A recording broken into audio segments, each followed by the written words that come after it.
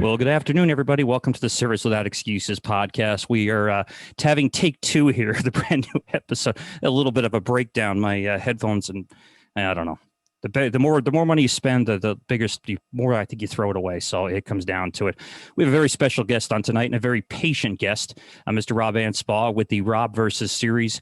Rob started in the carpet and tile cleaning business, similar to what we both have.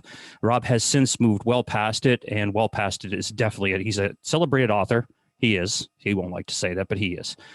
He's a great copywriter, great speaker, and an amazing storyteller. And if you've ever read his books, you know everything is around a story. And it's the most easily, like I started to write my book, my most recent book. And I was like, okay, that they're not going to get that. They're never going to get that. No, just pointless. It doesn't make any sense. So I do think about it.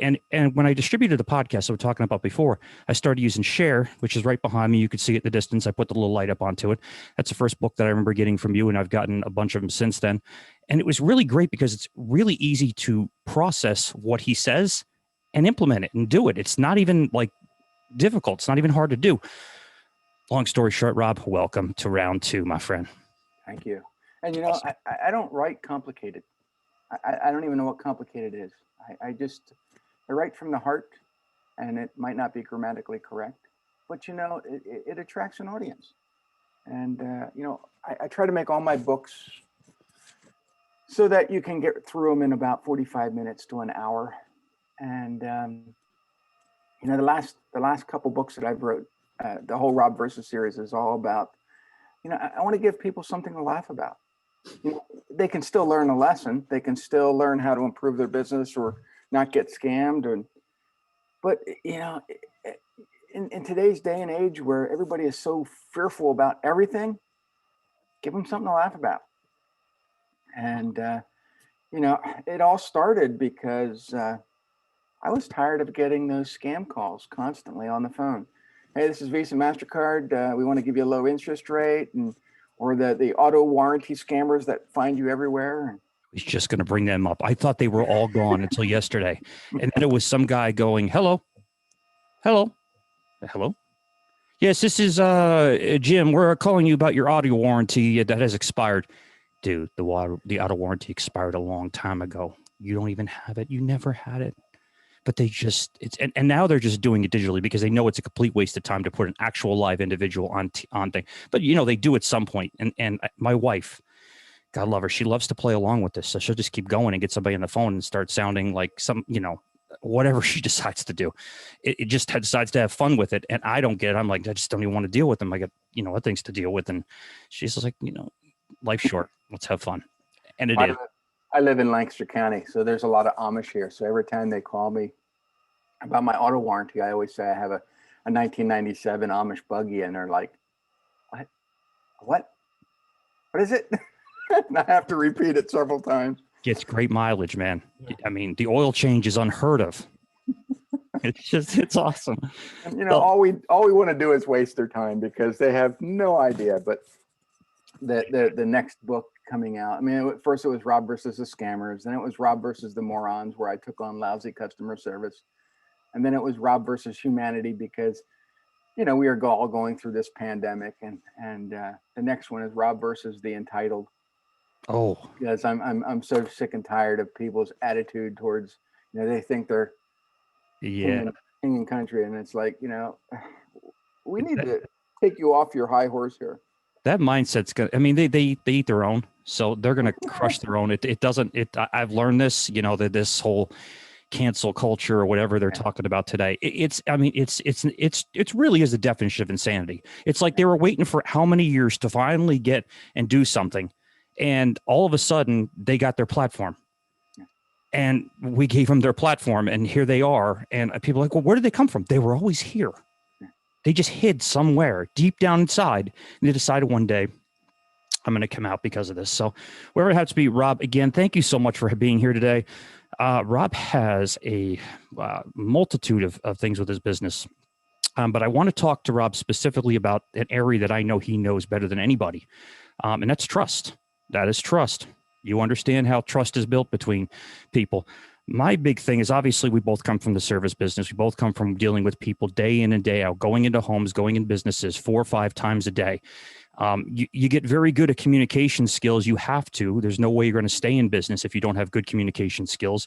You have to train if you have employees to make sure they have good communication skills. They can be the best carpet cleaner in the world, but if they don't talk to the customer correctly, then you're not going to do any jobs. They're going to say, wow, they're great on the phone, but the guys, man, they were just pricks, man. Like, I don't know what it was. So they just didn't like them. So you have to make sure that, the communication is first and foremost in that business. You learned it a long time ago. I learned it a long time ago. So we know trust is a factor, but describe, if you will, what is a trust factor today? What are people looking at? Because you keep your head to the grind. You understand how people buy extremely well. Well, not to bring social media back into the mix, because some of us have a love-hate relationship with it. And I've written several books on it. In fact, you mentioned Share, and the very first chapter of Share was Share Your Story. And, when we come face to face, even in the service business with a new customer, they have no idea who we are, what we do. But if we can share a little bit about ourselves, our story, why we got in the business, what makes us tick, you're going to put that customer at ease. Well, a little bit. And if you can find some common bond when you walk into that home, they have, figurines, or they have collectibles, or they have, rifles, or whatever. If you can connect to them and say, hey, I have that particular 30-06, that rifle, and it does this, the guy's going to instantly go, wow, and you're going to bond. Without that connection, it's kind of hard to build trust. Because, we are just service people coming into a home. And if we can't relate to that person, just even for 5 minutes, they're going to say, no, I don't trust him. Something about him. And so as we progress now, and we're sharing these stories to social media, because now everybody has a phone. Everybody is searching. They read your referrals. They go online, they go onto your social media page, they want to learn more about you. And if there's nothing there, they're going to go to the next person. If they can start going through some of the stuff that you post and say, wow, I can relate to that person. I can see he has a family, he has kids, he has this, he has problems just like me. I'm going to connect, and I'm going to feel I have some type of shareable moment there. I think about the first impression is a lasting impression. Mm-hmm. So if that first impression is weak, or is, just, you could be a great person. And here's a big trust factor. And this one, and I found it. You go into a house, most people that we deal with or have dealt with in the past have animals, especially dogs in particular. If the dog doesn't like you, you may have a problem on your hands, and you better try to fix it really, really quick, because dogs usually have a sense of things. I mean, there are dogs that don't like anybody, and usually they'll say, oh, he barks at everybody, she barks at everybody. It's not you, it's whatever the case is. But if that dog really doesn't trust you, I can assure you they're going to think the same thing. Yeah. So one of the things that I used to do in my cleaning business is, when I went in, the dogs were always curious. I would invite them into the truck. I would, hey, smell my equipment, and all kinds of stuff. And just to let that dog know that I wasn't there to invade their space. Right. I had worked for a competitor long before I had started my own business. And, I think it was the third week I was there. And, the guy who trained me just said, just get in and get out. Don't socialize, don't talk. Well, the dog picked up on that very quickly, and it's a big German Shepherd, and all I kept getting was barked at, and I said, this isn't going to work. And I said, I got to do this my way. And I came back in, and I took my jacket off, let the dog smell it. And from that point on, it's like, okay, now I know how to get past this. Let's do this the right way. Absolutely. Absolutely. I think it is trust. Trust is just the key pivotal part when it comes to any relationship. Somebody doesn't trust you, they don't trust you. In a personal relationship, in a business relationship, it's pretty much the same. What would you say to somebody that's just, maybe they're getting going. They decided one day, especially in this past year, a lot of people have lost their jobs, unfortunately. May have been the worst thing, may have been the best thing for them. We don't know. It's to be determined as we go here. But let's say they decide to be an entrepreneur and they said, you know what, I want to start a carpet cleaning business. As we both know that industry, I want to start going out right now, but I don't know how to start. Obviously, the one platform they have, many platforms, I guess, at this point, that we did not have is this thing called the internet. Because when we were doing originally, you had to put your money, and I explain this to people. We all get it if you're a little bit older, but if you don't, you won't. This book that would come to your door maybe made it inside your house. They threw it, maybe they put plastic on, maybe they didn't. And in the book, it had a bunch of pictures in the middle, the phone numbers on one side, and all of the information on there. Now, I wish I could say that everybody knew what I was talking about, but they don't. And I've gotten feedback, people saying, what are you talking about? You see that thing sitting up by your mailbox? Yeah, the thing that's all mangled. That's what we used to use for advertising. And you put your ad and you'd hope maybe yours was a page, half a page, maybe some color, something, thinking that is going to be the savior of your business and your message is going to be great. That's all we had for the longest time, was a hope and a prayer. And it was definitely more of a hope than the prayer we expected. So when social media, forget social media, internet just came out, social media even raised it up. Now you can literally build up a business based on some credibility, based on putting minor information. Like you mentioned before, the content I used to put out every single day, it was just that regular stream of stuff that just people saw, little bit of content, little bit of information, picture, hopefully just something simple that stayed in front of them. For my first year and almost half, I did it every day, 7 days a week. I got so much business just from people seeing that. Now, obviously, you expand, you get, it's kind of tough to do it as you keep going, but it's a great way to get going to me. But I think you're now establishing some credibility with people that don't know you, that aren't going to get you from a phone book, thank God, and are going to find a different way to get from maybe their friends or family members. They're going to see something they see online. So my question is, what do you think is some of the advice you can give to somebody that's just going out there and saying, I need to start building this. I don't even know how to do it, how to create any trust, how to create any credit. Well, I'm a big believer in the internet because, I've written a bunch of books on it. However, if I were to start, and I got back into the carpet cleaning business all over again, or any business that was a service-based business, I would go back to the mailbox, because right now, very few people are sending solicitations, advertisements, anything. And so the mail that you are getting is mostly bills. People are opening them. And so if your postcard comes to them at the right time where they need that, and it's got some beautiful message on it saying, hey, we'll give you a free room of carpet cleaning or some demonstration whatsoever, just to get your foot in the door, most likely they're going to call you because you got their attention. Now, on this postcard or letter or whatever you want to send, you can invite them to your website. You can invite them to your Facebook and whatnot. And that's all great. But if you're just relying on social media, if you're just relying on your website, right now is a terrible time. I mean, Google right now is just horrible. They're penalizing everybody. And we can optimize websites to the cows come home, but Google ultimately controls what is seen and what's not seen. And, same with Facebook. You say something wrong on Facebook, your page is gone. At least right now, you can control where you're mailing your pieces. So if if there's a great neighborhood that you actually want to get into, mail every single week until someone picks up that phone and calls you. And then once you get in there, you can, if you want, you can do what we used to call fiber rounds. Send postcards out to neighborhoods or the neighboring houses. You want to be able to dominate the neighborhood. And then once you dominate, then you can start, expanding out. Yeah, I can imagine. And being specific, I'm sure with it, you don't want to send it the old story right. We've heard from Joe and from Dan about sending it to the wrong neighborhood because right. it was close to the shop. The neighborhood might be like, I live in a very nice neighborhood. I'm very, very fortunate, but you could live, your neighbor next to you could be a tough area at best to go and work in. And they're probably, forget about the area it's in, they're probably not going to hire you.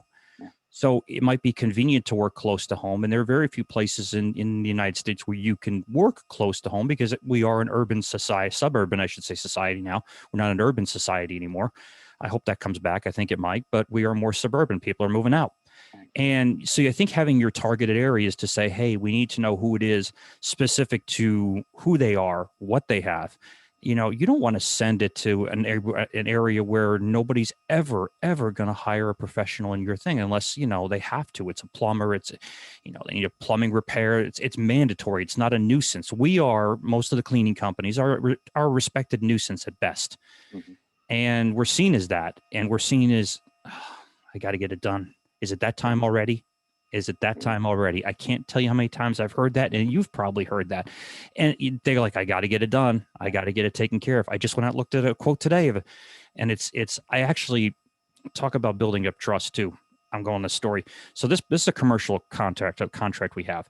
And she called me and they have their own in-house system. Mm-hmm. Nice, actually, system. So I went and cleaned an apartment out. They do all the apartment changeovers and clean it. They don't call me. It's fine. It's a building, and I can't charge them what it's worth anyway. And I don't want to. But they do the move outs. Well, they had an odor in the carpet, and they couldn't get rid of it. So she finally said, "Can you come in, set up your truck? It is what it is. Charge me what you're going to charge me." I says, "Ma'am, we got a good relationship. Why don't you go on Amazon at this point in time? Because I'm being unhonest if I'm not telling you. Just go on Amazon, buy Odorcide, which is a great encapsulant. You've used it. I've used it. Put it on the carpet." And get done with it. She goes, "Are you sure?" And I says, "Try it first. If it doesn't work, you only spent $10. You didn't buy whatever. Try it first." Calls me back yesterday. "Can you come over and relook at all the tile plus all the tile floors going up," which we both know is a more bigger profit center anyway. Mm-hmm. So now I'm doing the regular floor, which needs it, which we did last year, but now she's adding additional floors.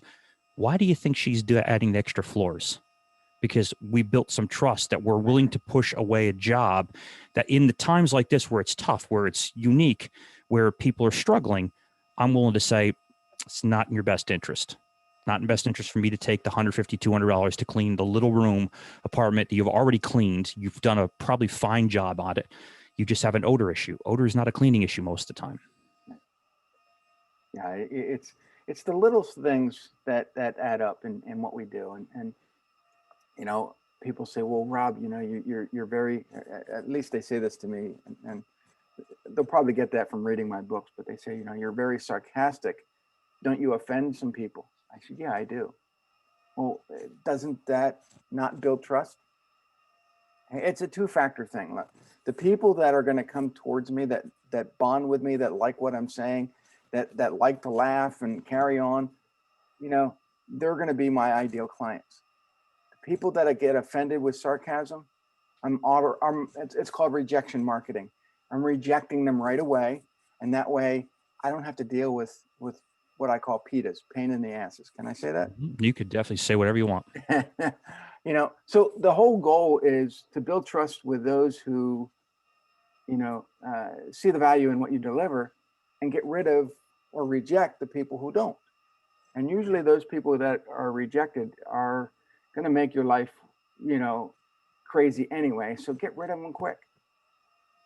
I'm just thinking about something, even no matter which side of the aisle you are on politics. So I won't get into politics because the people go extremists now, more one way than the other. We just had a president. Now, some people are still in denial about that, but we'll see. We just had a president of the United States that just left, full of sarcasm, full of whatever. He didn't give a shit what he said to anybody about anything. Now, you can either respect it or not respect it. Here's the thing you should respect. If you don't like him saying it, you can do one thing. You can turn it off. You can not watch it. You cannot listen to him. You don't have to follow Twitter. You don't have to follow any of that stuff. But you have to respect the person that talks from the hip and says what's on their mind and what's on it. And if it's sarcasm, hey, listen, the message is the message. You don't have to like the form of it and how it comes in, but the message is the same. Right. And my goal is with anything, I've written a lot of great books, and you're going to learn a lot of great things. But if I can make someone laugh, they're going to be more apt to remember who I am, what I do. And if I follow it up with a little lesson after that, they're going to say, "Wow, that's really smart. I want to hire you." And I've gotten more jobs from the Rob Versus books than I have on all the other ones, even though the other ones were great. Didn't It's matter. just that little laughter that, gives someone a smile. And I got people from Germany and Australia and Canada and, oh, I love your books. And I'm like, and it's great because I've never gotten the feedback like I am now with all the other books. And I've helped a lot of great people with their books too. But I think the one book that I'm most proud of, though, is the one that you have on your shelf, and that's Lessons from the Dojo. Great And, book. it was a simple concept where every single page is a new lesson. And, it gave people a way to kind of improve their life, their relationships, their business. And it was kind of one of those all-in-one books where I just got inspired by an idea that, I was sharing stuff out anyway. Why not, make those little quotes, longer, give people my point of view. And a lot of karate studios actually bought the book, and it was kind of ironic, but it did. I did get inspired because of my son going to karate, and I dedicated the book to his karate master. But it really isn't. It's a book for everybody, not just karate studios. Yeah, definitely. I mean, think about little hinges swing big doors. Mhm. So little lessons teach a very valuable lesson. Right. You collective. I think I learned this from Brian Tracy years ago, and it was, you can't possibly learn everything you need to learn to be a brilliant business person in your lifetime. You have to borrow information from others. If you didn't have any information, if it wasn't now, and you had to read everything in a book, it would take you a lifetime to learn what maybe somebody at 25 can learn today, because the Mhm. information is so abound. It's out there. People can learn from it. People can grow from it. So stories are crucial. And yes, I think right now with everything going on, yes, people need to laugh. It's, you gotta relax as much as you possibly can. You can't let the stress of this. It's a horrific situation, but like anything, out of any terrible incident in history, something positive comes out of it, and we'll come out of this. And having a great story that you can remember. Think about the most successful books of all time. Storytelling, simple, small, Chicken Soup for the Soul, and they weren't even their stories. They were No. collected stories from other people putting it together. Actually, I think I just boxed them all up. I had the whole collection because between what I had and my father-in-law had, the whole collection of story, teacher's soul and everything, Right. all stories, all connections with people, little hinges, swing big doors. Oh yeah. Yeah. And each one of us is a micro library of knowledge, and with our own shared experiences. I mean, what I do is unique. What you do is unique. But collectively we come together, and we can conquer the world with what we know. But people don't want to share, Yeah. and I think that's No, the saddest thing. it is. And I do have some hope into it. My wife is on TikTok. I want to say TikTok or something else. Maybe it's TikTok. I think it is, or it's whatever the Chinese can move. TikTok. Yes. They want to take down because the Chinese got whatever that happened to be. But she watches videos endlessly and just laughs. And if she's having a bad day, she goes to this thing, hits the thing, and just starts laughing. And I look at it going, you know what? If it brings some joy for a desperate time and a desperate point, I think it's that the message is clear. People do want to enjoy their life. They want to enjoy what they're reading. They want to enjoy stories. That helps fuel their personal relationships, their business relationships. I know we got a little off on that one. No, but I do want to add two more things to Yes, please. um, when you're thinking about building trust, you also have to have confidence, and you have to be, you got to have better pricing. I've seen so many people that'll come into a customer and say, well, our prices are cheaper than everybody else's. Mm. Well, that's great and all, but does that really, most of my clients never cared about price. They cared about quality. They cared about, how I was going to help them. Um, Price was very rarely an issue. So why go in with a low price when, most times, most entrepreneurs can afford to raise their prices 30 to 50%, and it's not going to affect the sale. Right. So, and here's the thing is that if you show up, and your equipment looks like it came out of the war, um, they're going to know that, one, you didn't put enough money into your equipment because you're evidently charging not enough. So it's a good idea to, have your prices high enough that when you walk in with confidently and say, this is our price, and they'll say, oh, okay. They'll sign that check and you walk away with a couple $100 more than what you would have. But now you can afford to get a nicer van or nicer equipment, maybe a uniform, and that goes a long way to instilling trust with people. You can't think about, a hiccup in the economy. And this is a pandemic that Right. none of us could ever fathom, but it's still a hiccup in the economy one way or the other. And I've said it before, you're one hiccup away from being out of business if you don't price yourself correctly, if you don't put enough away to retain yourself.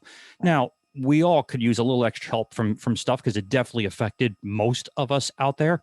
However, you still have to work with what you have and you have to invest back in yourself. It's not the time to say, some businesses did well. We actually were up this past year significantly, and we appreciate it. My taxes I'm paying into the government that. So people say, well, you don't pay tax. I want to pay taxes. If I don't pay taxes, then this country will not be this country.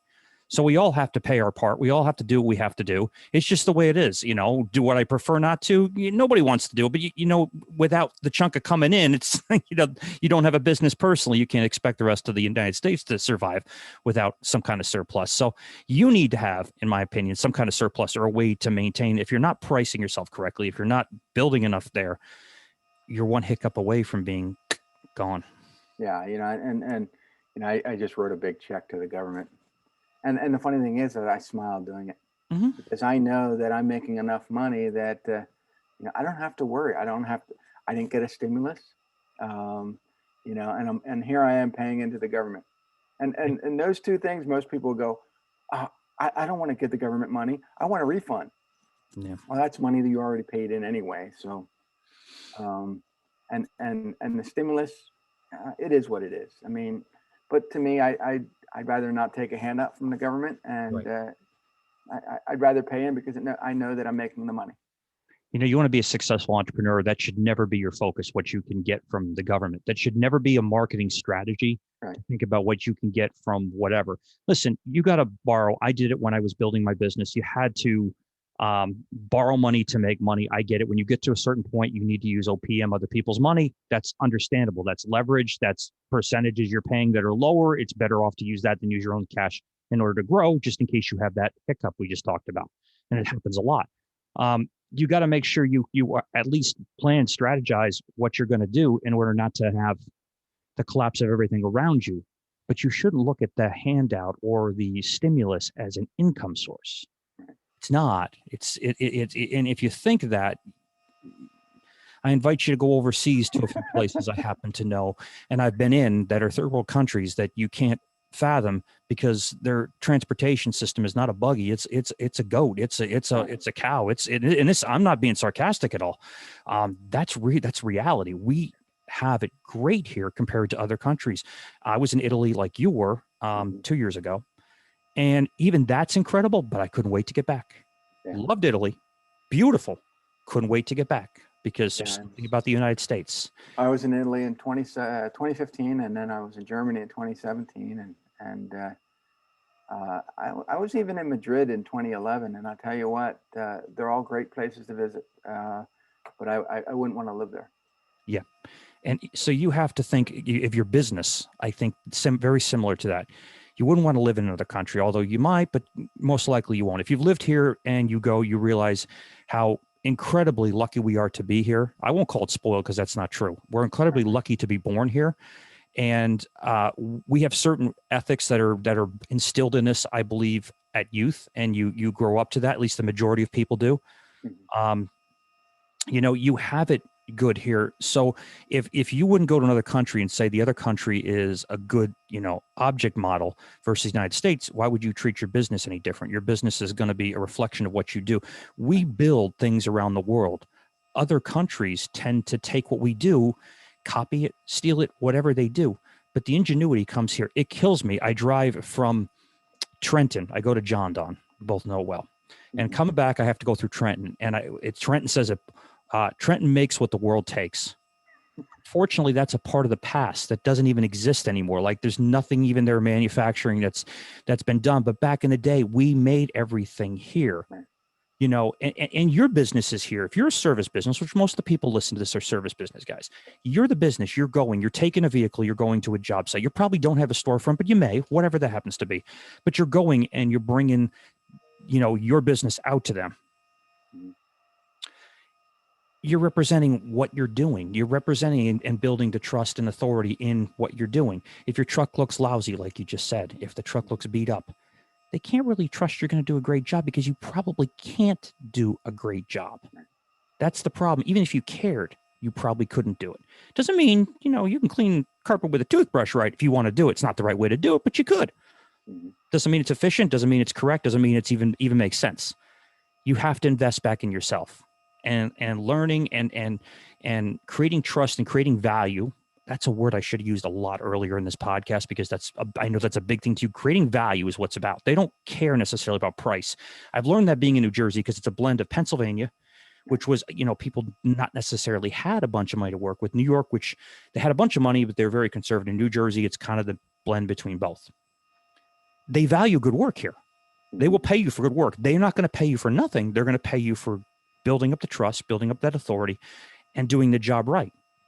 And they're not going to give you an ounce of credit for doing it wrong. And they're going to give you all the credit in the world for doing it right. Yeah. And getting those referrals. When a person's happy with what you're doing, you know, a written testimonial is great. You know, a written testimonial with a picture is better. A video testimonial is even, you know, that just takes the cake. So, but no, I've seen so many carpet cleaning websites. I've seen a lot of service-based websites that don't use testimonials at all. Or, you know, you go to their Google My Business profile and there's no testimonials. You know, the whole biggest thing that you can do to boost your business is referral marketing. You know, if you can get Mrs. Jones to be happy, she's going to tell 5 of her friends. If 5 of those friends see those referrals, you know, and they see somebody else on there as well that they know, most likely they're going to hire you, you know, but people, I think the problem is that people forget to ask. No. And, you know, asking is, you know, if they're already happy with a job, right? What's 1 minute of your time to ask somebody for referrals? 100%. And it takes so little effort to do it but you have to do it and you have to do it consistently. Right.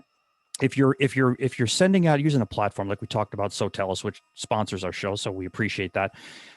You know, we send it out automatically, so it doesn't matter which truck is going out; it's automatic at the end of the job. It's not. I don't want to do it 4 or 5 days afterwards. You know, that is probably, but I want them when they're hot and ready to write a good review, when they're happy with the service. You know, certainly they can always contact us if they're not happy with something. But I've found the response being considerably better when you just got out of the house. Than when you just, you know, a week later say, okay, time to send in a review because it's follow up. And some people run from this. And if you're running from this, look in the damn mirror. I mean, if you're running from collecting reviews, you're doing something wrong. You should be running to it because that's the way business is built. Your reputation is built on this today. And if you're not, you're digging your head in sand. You can't think, I'm, you know, 60 years old. I've been doing this for 30 years. And for 30 years, it worked great. And this is awesome. It's not the way it is today. Best thing you can do is sell your business or turn it over to your kids that maybe understand it better than you do. But this is the reality we're in. You know, people buy off people they feel they can trust. Think about this, and it's in my book. People read reviews from people they don't know, people they never will know, people in other states. But they trust that person somehow because they took the time to write something down. And like you just brought out, you get a video testimonial, then it's a person. Literally a person just telling the story saying, I liked them. They were great. And they did a job more than fair, but blah, blah, blah, whatever it is. Yeah. They were happy with the result. Yeah. But, and, you know, in those referrals though, or those testimonials, make sure that you're using the person's first name and last name, because I've seen a lot of websites where they'll just say AB. Well, who's AB? I don't know an AB, you know, or they'll say, you know, Mary J. Oh, who the heck's that? There could be like 1,000 Mary J's in this town. So for credibility and to boost your authority, use the person's full name. Yeah. They're not going to, people say, well, I don't want my customers getting called. They're not going to call. I could go through this all day long. I've given hundreds of reviews to people. I've never gotten a single phone call. You won't. You know why? Because they made their opinion the second they read it. Yeah. And if they liked what you wrote, they're taking it and saying, I trust them. They can't be. I mean, again, we just get it over and over and over again, and people call continuously. We're in our slower season, but we're still busy enough, busier than I expected to be. But they're consistent. I saw your reviews. Can't wait to have you. Price is not something we necessarily talk about. No, we have a pricing structure. We have things in place to do that, but it's not the first point of discussion. When people call and say, I need a price, we both know the way that's going. So it's believe in yourself, believe in what you can do. Rob, I don't want to hear all day because we could probably go on and on about this. Please give some advice that we probably haven't talked about or something you want to cover on this recording, because you've given out incredible insight. There's no other way to say it. Well, be yourself. I mean, for a long, long time, I wanted to be politically correct. I didn't want to offend anybody on social or going into people's homes. And, the funny thing is that the more I share out my sarcastic side and people gravitate towards that laughter and smile and they're having a good time, I'm getting more and more connections. I'm getting more and more people saying, I love it. I love that you're just giving, your rawness out there. People will gravitate to you because of you being real and being raw and being yourself. So, just do it. I mean, if you offend some people, so what? Life's short, attract the people that really like who you are. Yeah, it's a big world. You can't worry about what everybody thinks. I mean, you if you read any reviews on restaurant views, it's almost comical because you read somebody that goes, this is great. And then the next one that doesn't like it, you almost look at them and then go, okay, now I'm going to look at this other guy's great reviews for everybody. And everybody sucks. Everybody's awful for this person. So it's a learned habit. Nobody can make that happen. Again, sometimes you can give 5-star service, but they're only going to give you 3. They may be happy and thrilled with you, but they're 3-star people. It's just the way they are. It's the way they outlook on it. Rob, how can they find out about you and your business and the best way to connect with you? Well, they can go to Anspach Media. That's ANSPACH media.com. They can learn all about me. They can learn about the books. They can search Amazon and type in Rob Anspach, and they'll hopefully find some of the books that I've written. And they go to Facebook, LinkedIn. LinkedIn's a good place. I mean, I have a love-hate relationship with LinkedIn. So if you do friend request me there, I do send a little welcome and a little 15-second video that just says, hey, I appreciate you. I love what you're doing. And that's all. I mean, I don't pitch anything on LinkedIn. Right.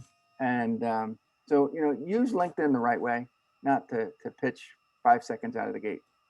Amen. I leave it with this. I was just on a Facebook group and I'm trying, I wanted to get a particular guest on the show. And most of the time we just pro bono. I mean, nobody bills or charge. Doesn't matter who the guest is. If you get them, they're Gary V, then they're Gary V and he doesn't want any money. Right. This particular guest, he's one of the biggest business selling authors of all time. Very well respected, influenced the hell out of me. I have some of his books right behind me.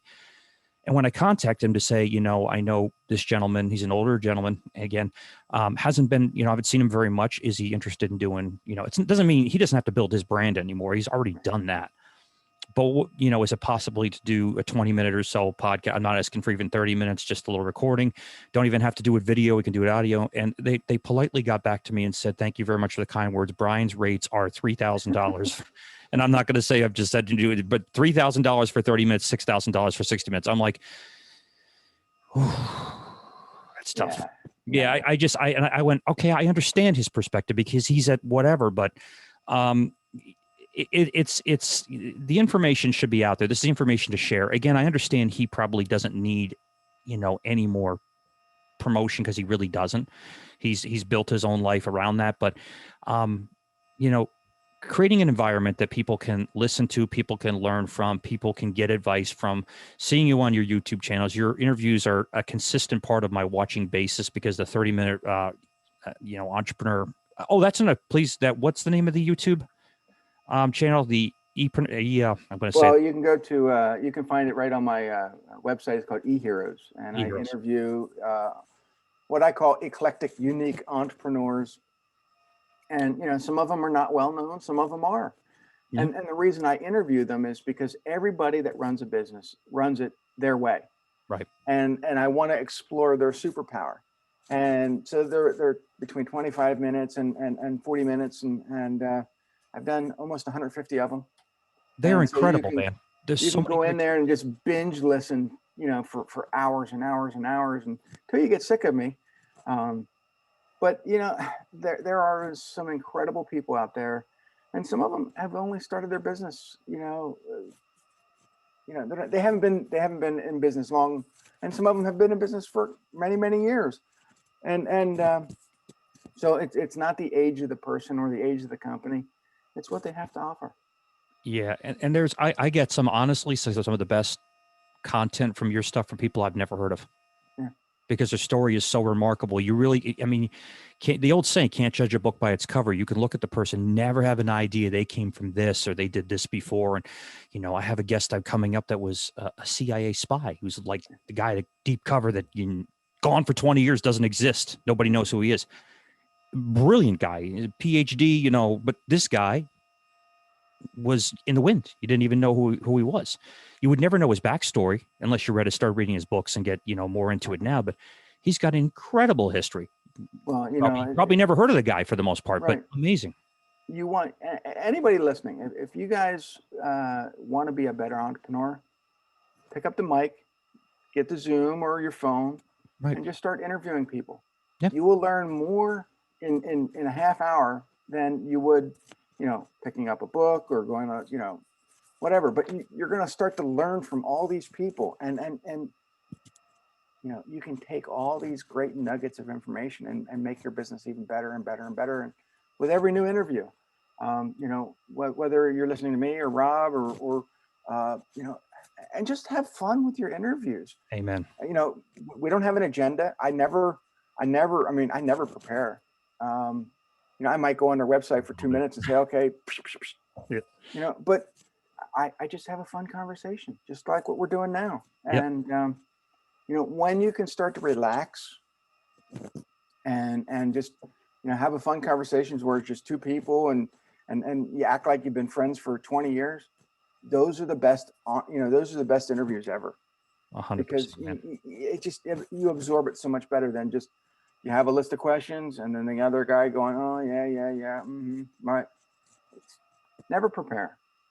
No, and it is if you do an interview, one thing I learned early on when I first started doing this, don't let somebody talk straight for 15, 20 minutes without saying something, because it now takes a podcast to a lecture, and you want to have people turn off as quick as possible.